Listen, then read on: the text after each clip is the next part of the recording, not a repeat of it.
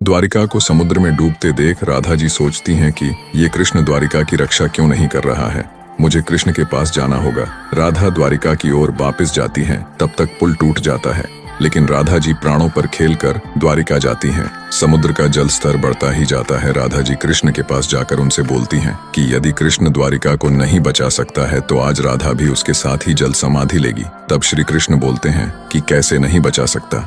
कृष्ण द्वारिका को अब जब उसकी राधा, उसका प्रेम, उसकी शक्ति उसके पास है तो कृष्ण अवश्य प्रयास करेगा। क्या तुम मुझे वचन दोगी राधा की? फिर तुम कभी कृष्ण को ऐसे छोड़कर नहीं जाओगी। राधा जी बोलती हैं कि वो उन्हें कभी छोड़कर नहीं जाएगी। जब तक कृष्ण है तब तक द्वारिका सदैव स्थिर रहेगी। फिर श्री कृष्ण समुद्र के अंदर जाकर अपने दोनों हाथों पर द्वारिका को उठाकर समुद्र से बाहर ले आते हैं।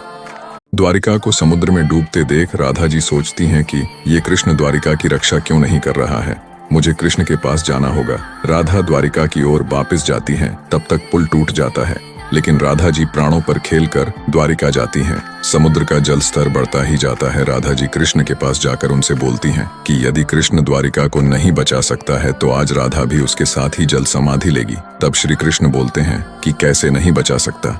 कृष्ण द्वारिका को अब जब उसकी राधा, उसका प्रेम, उसकी शक्ति उसके पास है तो कृष्ण अवश्य प्रयास करेगा। क्या तुम मुझे वचन दोगी राधा की? फिर तुम कभी कृष्ण को ऐसे छोड़कर नहीं जाओगी। राधा जी बोलती हैं कि वो उन्हें कभी छोड़कर नहीं जाएगी। जब तक कृष्ण है तब तक द्वारिका सदैव स्थिर रहेगी। फिर श्री कृष्ण समुद्र के अंदर जाकर अपने दोनों हाथों पर द्वारिका को उठाकर समुद्र से बाहर ले आते हैं।